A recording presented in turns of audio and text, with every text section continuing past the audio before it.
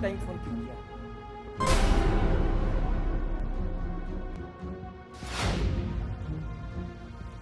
क्या करूं, तुम्हारे बिना नींद ही नहीं आ रही है।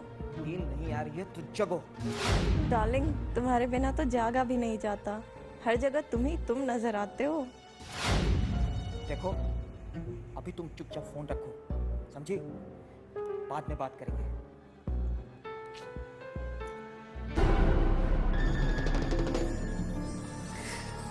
किसका फोन था? किसी का भी फोन था, तुम्हें इससे क्या मतलब? नहीं, आपको बताना पड़ेगा। किससे बात कर रहे थे आप? अरे काम होता है, बहुत सारे लोग का काम होता है, हमसे कोई भी फोन कर सकता है यार। अच्छा, तो हम इतने भी नासमझ नहीं है कि हम ये नहीं समझ सके। अभी जो बात हो रही थी ना तो राजनीति की थी और ना ही बिजनेस की थी। मोना, तुमको जो समझना है समझो, और जब तुम समझ ही रही हो तो फिर पूछती क्यों हो? तो तुम इसमें इतना शक करने वाली कौन सी बात है यार? करता है कि करती है, उसमें समझ में नहीं आता है। हा? अब देखो, तुमको जो समझना है समझो, लेकिन एक बात कि फिजूल में शक करने से कोई फायदा नहीं होगा। हमें सोने दो। आप उसको बताइए किससे आप कर रहे थे बात। मैं बोल रहा हूँ ना, अब हमें सोने दो और तुम भी सो जाओ। मैं किसी से भी बात करूं, तुमको इससे क्या?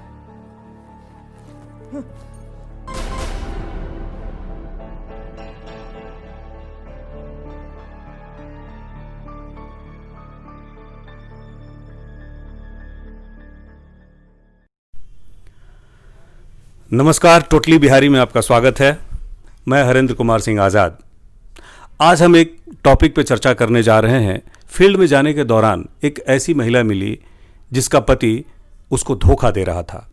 महिला की शादी 7-8 साल पहले हुई थी, उसके पास एक बच्चा भी है, लेकिन उसे अचानक पता चलता है कि उसका पति किसी और के साथ संबंध बना के रखा हुआ है।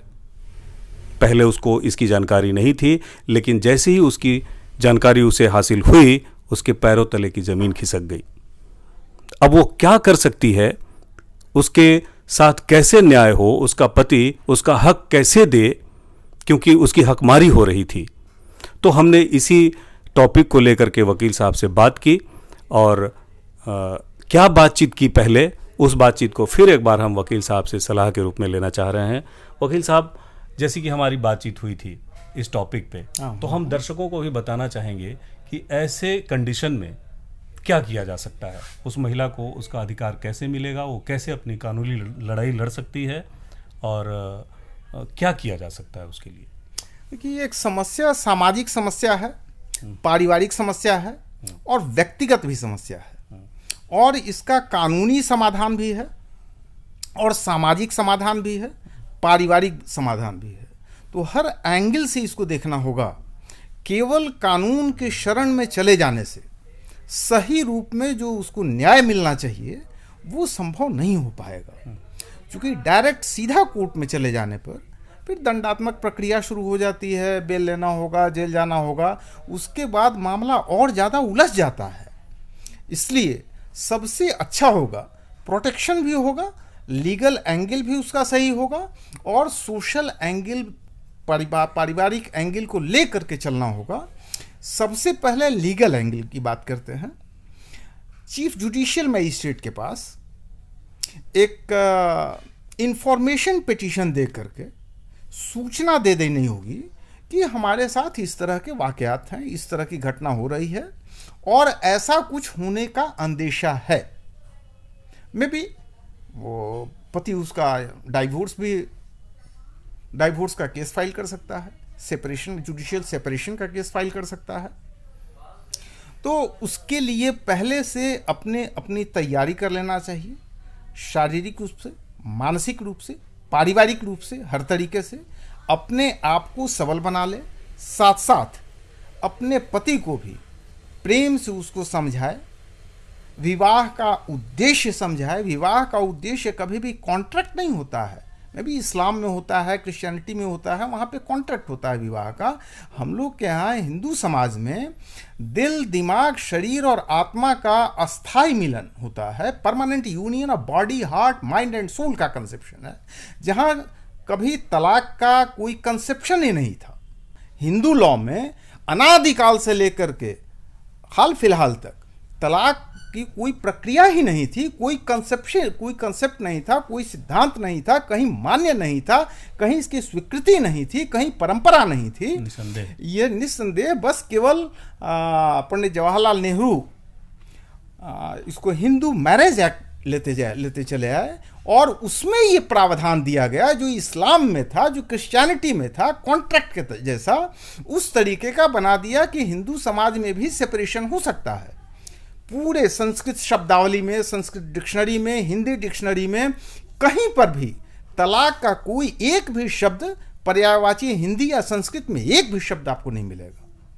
तो ये जो नई परिस्थिति बन गई है इस्लाम के प्रभाव में, क्रिश्चियनिटी के प्रभाव में, जो सामाजिक विकृति आई है समाज में, उस विकृति के कारण यदि उस तरह की स्थिति पैदा होती है तो सबसे पहले अपने समाज, अपने घर परिवार, अपने बच्चे का भविष्य ध्यान में रखते हुए टकराव का रास्ता छोड़ करके पहले उसको समझाने की प्रक्रिया शुरू होनी चाहिए।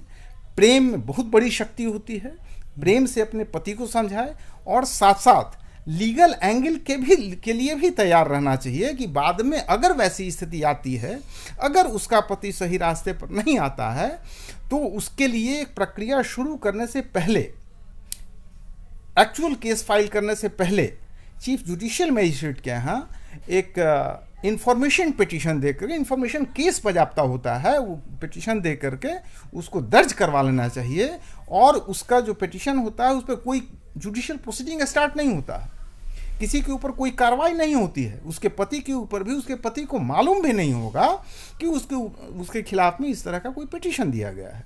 वो एक सीक्रेट डॉक्यूमेंट होता है, फाइल कर दिया जाता है और उसका एक सर्टिफाइड कॉपी ऑब्टेन कर लिया जाता है। उसमें बाजाप्ता केस नंबर होता है, बाजाप्ता उसका स्टाम्प मुहर मार कर कोर्ट से उसको मिल जाता है और जब भी यदि उस तरह की स्थिति आती है तो वो एक एडवांटेज होता है कि पहले से हम न्यायिक प्रक्रिया में जा चुके थे, न्यायालय को वस्तु स्थिति की पूरी जानकारी हम दे चुके थे और अगर आगे आता है तो वो एक इनवैल्यूएबल डॉक्यूमेंट के रूप में आता है, एक एविडेंस के रूप में आता है और कोर्ट भी इसका संज्ञान लेता है।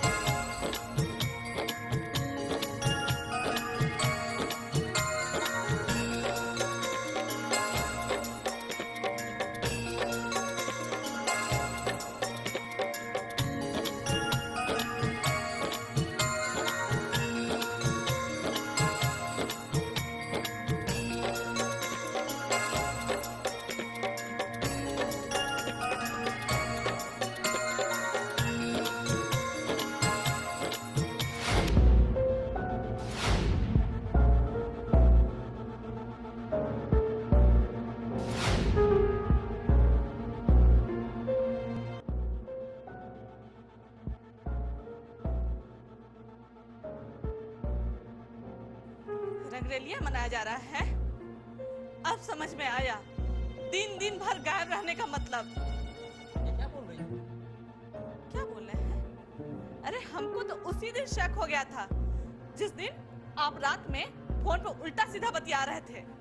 हमको तो समझा दिए कि काम का बात कर रहे थे और उस लड़की के साथ में राजनीति और बिजनेस का बात हो रहा था। देखो, तुम क्या बोल रही हो? मेरी कुछ भी समझ में नहीं आ रहा है।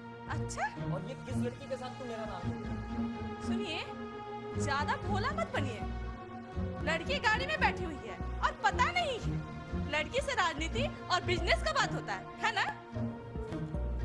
देखो मोना, मैं तुमको एक बात साफ साफ बता देना चाहता हूँ। तुम ये फिजूल में शक करना बंद करो, समझी? जानना चाहती हो ना हाँ कि वो लड़की क्यों मिली? हाँ। तो सुन लो, उस लड़की का नाम संध्या है और उस लड़की से हम बहुत प्यार करते हैं और इसके बाद तुमको जो करना हो, जो सोचना हो, सोचो।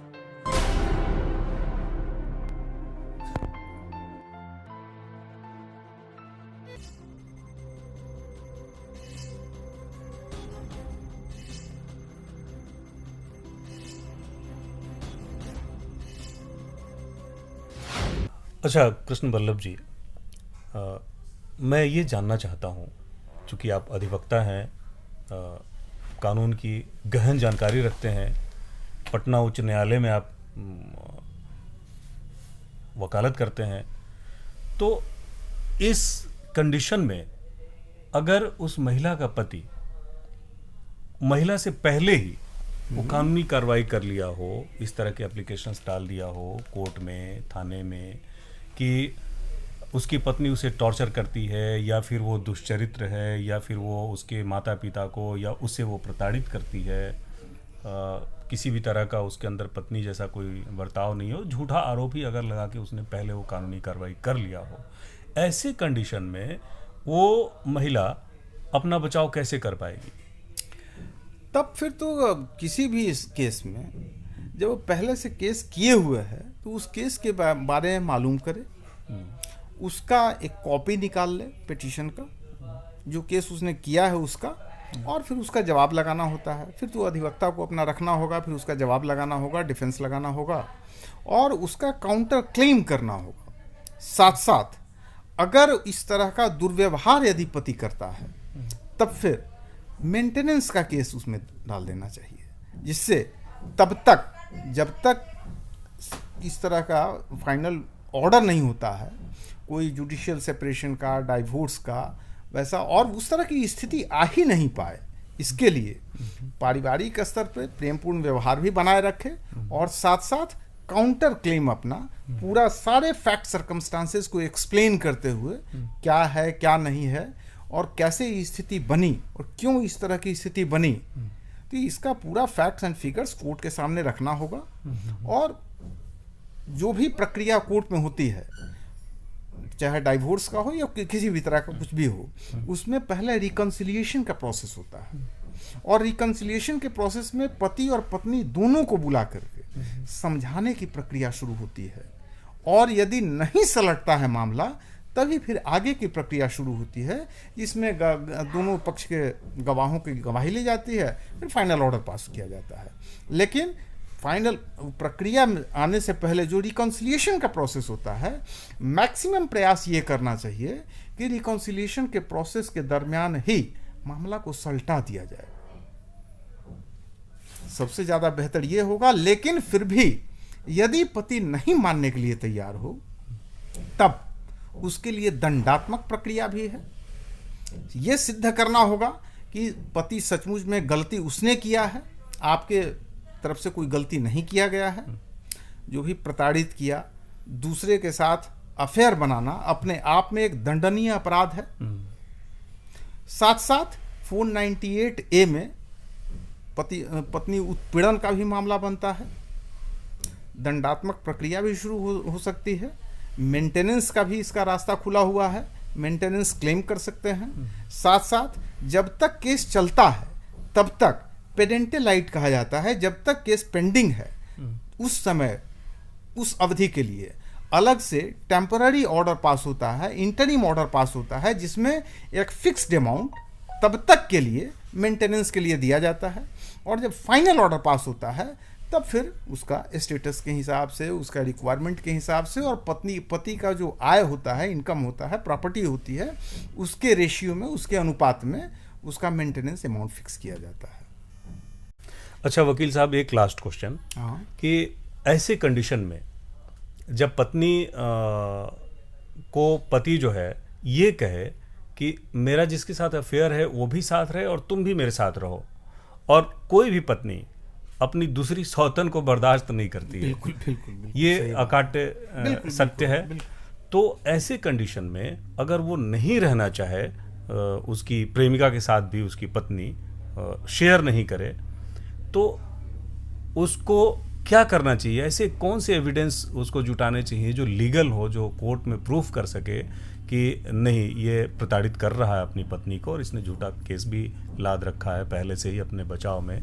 तो ऐसा उसको किस तरह से प्रूफ जो है इकट्ठा करना चाहिए इस मामले में? अगर कुछ देखिए, यदि लीगल एंगल से एविडेंस की बात कीजिएगा तो इंडियन एविडेंस एक्ट में अब अमेंडमेंट किया जा चुका है। पहले ये प्रोविज़न नहीं था, पहले केवल डॉक्यूमेंट्री एविडेंस हुआ करते थे, दस्तावेजी सबूत हुआ करते थे या फिर ओरल एविडेंस हुआ करते थे, मौखिक रूप से जो गवाही कोर्ट में दी जाती थी। आपके पक्ष में कोई कहेगा कि इसका इस तरह का अफेयर है नहीं है, क्या नहीं है, सारे फैक्ट सर्कमस्टांसेस की केवल 2 ही उपाय हुआ करते थे, या तो डॉक्यूमेंट्री एविडेंस या फिर ओरल एविडेंस, मौखिक गवाही।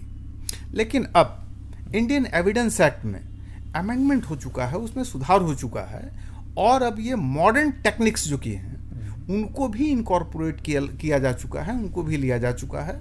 इलेक्ट्रॉनिक डिवाइसेस से, मोबाइल से फोटोग्राफी कर करके और ऑडियो रिकॉर्डिंग कर करके, वीडियो रिकॉर्डिंग कर करके, जो कुछ भी आप एविडेंस कलेक्ट कर सकते हैं दोनों के अफेयर के संबंध में, आप उसको इकट्ठा कर सकते हैं, तैयार कर सकते हैं। डॉक्यूमेंट्री भी, ओरल भी, ऑडियो भी, वीडियो भी, सब कुछ अब लीगली मान्य है, जो कोर्ट के सामने आप प्रस्तुत कर सकते हैं। फोटोग्राफी कर ले सकते हैं, उसको भी कोर्ट के सामने प्रोड्यूस कर सकते हैं, और बहुत सारे मामलों में हम लोग करते भी रहे हैं। बहुत बहुत धन्यवाद वकील साहब, आपने इतनी जानकारियां दी धन्यवाद लोगों के लिए।